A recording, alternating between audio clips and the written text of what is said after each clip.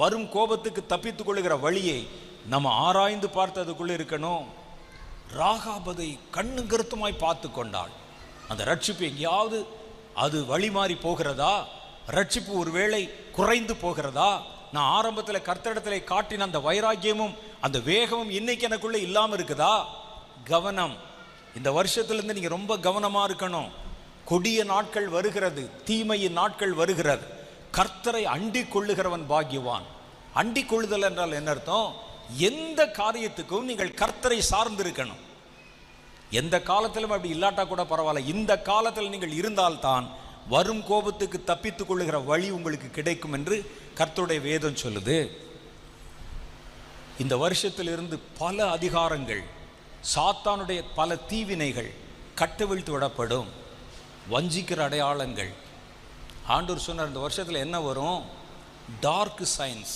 Dark சயின்ஸ்னா இருண்ட விஞ்ஞானம், தீமையின் விஞ்ஞானம் தேசத்தில் பரவும்.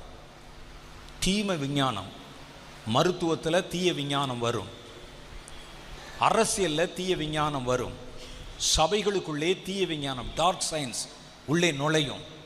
எல்லாவற்றிலும் கவனமாக இருக்கணும். இந்த வருஷத்துலேருந்து பாருங்கள், புதுசாக சில கருவிகளை உங்களை கொண்டு வந்து காட்டுவாங்க. கொஞ்ச நாளைக்கு முன்னால் பார்த்தீங்கன்னா, அதுக்கு முன்னாலெல்லாம் ஃபோன் கிடையாது, மொபைல் கிடையாது, ஒன்றும் கிடையாது. மொபைல் ஃபோன் கொண்டு வந்து அதில் கேம்ஸ் கொண்டு வந்து இன்றைக்கி வாலிபர்கள் நிறைய தேவனுடைய பிள்ளைகளை கூட அதுக்குள்ளே அடிமைத்தனப்படுத்தி கட்டி போட்டு வச்சுருக்கிறான்.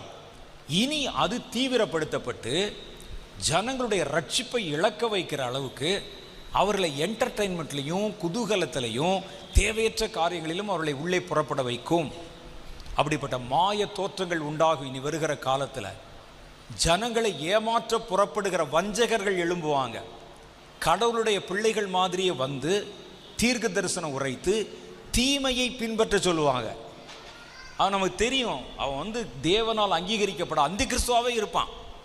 அந்தி கிறிஸ்து நம்ம ஏற்கனவே சொன்னமே அவன் வந்து ஒரு சட்டத்தை கொண்டு வந்தா இவர்கள் நமக்கு அவனை பின்பற்ற சொல்லி கொடுப்பாங்க. பார்த்தீங்களா, ஒரு பெரிய தலைவர் எழும்பிட்டாரு, ஒரு உலகத்தில் இருக்கிற எல்லா நாடுகளை ஒன்று திரட்டுவார், வியாபாரத்தை ஒன்றாக்குவார், நம்ம எல்லாருக்கும் எல்லாம் கிடைக்க செய்வார், என்ன ஒரு முத்திரை மாத்திரம் வாங்கிட்டா போதும் அவ்வளோதானே என்று சொல்லி தீமைக்கு வக்காலத்து வாங்குகிற அல்லது தீமைக்கு ஆதரவு தெரிவிக்கிற ஊழியர்கள் கூட எழும்புவாங்க. கூடுமானால் தெரிந்து கொள்ளப்பட்டவர்களையும் வஞ்சிக்கத்தக்கதான பெரிய அடையாளங்களையும் அற்புதங்களையும் பொல்லாத பிசாசு செய்வான். அந்த காலத்தில் நமக்கு தெரியவே தெரியாது, அதை நம்ம ஏற்றுக்கொள்ளுகிற மாதிரி இருக்கும்.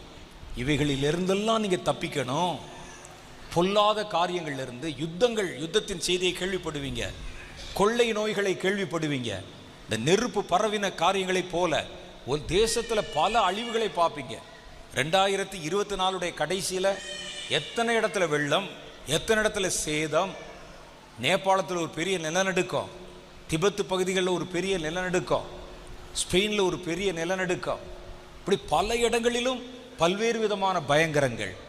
இவைகள் எல்லாம் நடக்கும்போது கர்த்தருடைய வேதம் சொல்லுது, உங்கள் விஞ்ஞானம் உங்களை காப்பாற்றாது, மனுஷ சக்தி உங்களை காப்பாற்றாது, என் ஜனங்களை கோபாக்கனிலிருந்து காப்பாற்ற நான் சில ஏதுக்களை வைத்திருக்கிறேன். ஒன்று, உங்கள் ரட்சிப்புக்குள்ளே இருங்க, அது உங்களை பாதுகாக்கும். ரட்சிப்பை விட்டு வெளியே இழுக்கக்கூடிய எந்த மாய உபதேசத்துக்கும் இடம் கொடுக்காதீங்க. கர்த்தர் உங்களுக்கு தந்திருக்கிற அடைக்கல பட்டணத்துக்குள்ளே நீங்கள் அடைக்கலமாக இருங்கள். நீங்கள் நம்பி சார்ந்திருக்கிற ஊழியங்களும் சபைகளும் பாதாளத்தின் வாசல்கள் மேற்கொள்ள கூடாத அளவுக்கு இருக்குதா அப்படிங்கிறதுல கவனமாக இருங்க. எல்லாவற்றுக்கும் மேலே கர்த்தருடைய வேதம் சொல்லுது.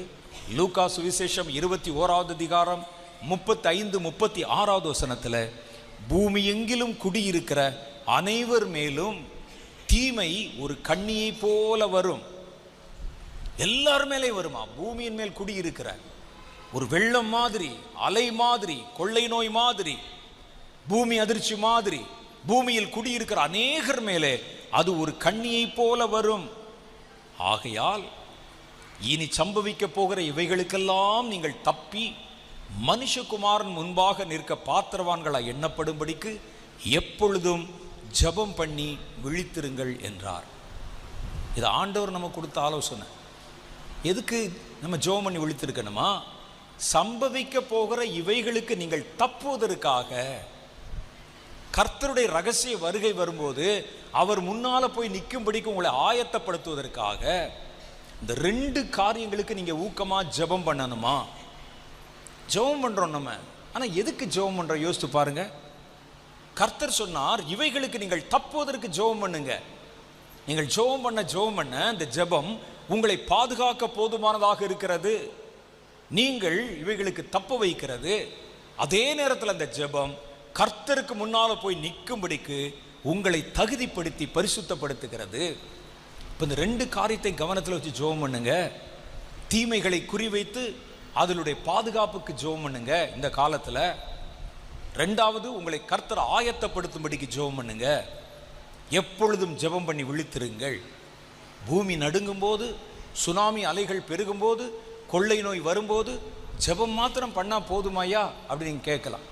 சும்மா வீட்டில் உட்காந்து ஜெபம் பண்ணிட்டா அது எப்படி பாதுகாக்கும்? நம்ம ஏதோ பாதுகாப்புக்கு ஏதாவது ஒன்று பார்க்கணும் இல்லை அப்படின்னு நம்ம மனசுல தோன்றும்.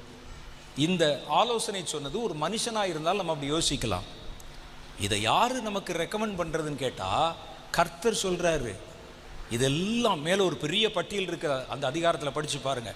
இவைகளுக்கெல்லாம் நீங்கள் தப்புவதற்கு ஒரே ஒரு சோர்ஸ், ஒரே ஒரு காரியம்தான் இருக்குது, ஜெபம். அந்த ஜெபம் நம்ம எப்படி பண்ணுகிறோம் என்பதிலும் இருக்கிறது. சும்மா ஜெபம் சொன்னோடனே சும்மா எழுதி வச்சு படிக்கிறது, போகிற போக்கில் ஜெபிக்கிறது, அப்படி இல்லை. இந்த காலங்கள் தீவிரமாக ஜெபம் பண்ண வேண்டிய காலம், தீவிரமாய் உங்கள் ஆயத்தத்துக்காக மன்றாட வேண்டிய காலம், உங்கள் ரட்சிப்பு பரிபூர்ணம் அடைவதற்காக பிரயாசப்பட்டு ஜெபம் பண்ண வேண்டிய காலம். இந்த ஜெபத்தில் ஊக்கமாக நீங்கள் முன்னேற வேண்டும். இந்த ஜெபம் உங்களை பாதுகாக்கும். கர்த்தர் சொல், கண்ணி மாதிரி வரும், நீங்க மாத்திரம் தப்புவீர்கள். கண்ணி தெரித்தது, நாமோ தப்பினோம் என்று கர்த்தருடைய வேதம் சொல்லுது. அப்போ இவைகளுக்கு எல்லாம் ஜெபம் ஒரு மூல காரணமாக இருக்கிறது. நான் சொல்றேன்னு சொன்னால் இன்னும் நிறைய விஷயம் இருக்குது. ஆனால் பொதுவாய் நான் உங்களுக்கு ஒரே ஒரு காரியத்தை சொல்லிக்கொள்ள விரும்புகிறேன். இந்த வருஷத்தில் இருந்து கர்த்தர் எனக்கு சொன்ன மாதிரி, தீமை பலம் பெறுகிறதையும் அதிகாரம் பெறுகிறதையும் ஜனங்களை வஞ்சிக்கும்படிக்காக உங்கள் வாழ்க்கையிலே தங்களை பொருத்தி கொள்வதை நீங்கள் பார்க்க போறீங்க. நிறையா ஒரு புதிய விஞ்ஞானம் நிறைய வரும், அது மனிதர்களோட தன்னை பொருத்தி கொள்ளும். இப்போவே பார்த்தீங்கன்னா பிம்பங்களை உண்டாக்குறாங்க. AI அப்படின்னு சொல்கிற ஒரு விஞ்ஞான வடிவம், அது மனுஷன் மாதிரியே சில பிம்பங்களை உண்டு பண்ணும். அந்த பிம்பங்களை நம்ம நடுவில் கொண்டாந்து நிறுத்தும். இப்போ நிறைய இடத்துல வந்துருச்சு. பாஸ்டர் என்ன செய்கிறார், வீட்டில் உட்காந்துட்டு தன்னை போலவே AIயில் ஒரு பிம்பம் செய்து ஞாயிற்றுக்கிழமை அதை அனுப்பி பிரசங்கம் பண்ண வச்சிடுறார். பார்த்துருப்பீங்களே நீங்கள் நிறைய இடத்துல. இன்னைக்கு மிஷின் வந்து பிரசங்கம் பண்ணுது, மிஷின் வந்து பேசுது. இப்போ இந்த பிம்பங்களை உருவாக்கி ஒரு பொய்யான தரிசனத்தை உண்டாக்க முடியும். உங்களுக்கு ஒரு கூட்டத்தை நடந்துக்கிறோம், திடீர்னு பார்த்தீங்கன்னா பின்னால் ஆண்டவர் வந்து நிற்கிற மாதிரி காமிச்சு அப்படியே மறைய வைக்கலாம். பொய்யான அற்புதங்கள். எல்லாரும் ஓன்னு சொல்லி, அப்போ இவர் சொல்கிறதெல்லாம் உண்மையாக தான் இருக்கும். அது விஞ்ஞானம். ஒரு காரியத்தை நான் உங்களுக்கு சொல்லணும், ஆனால் அது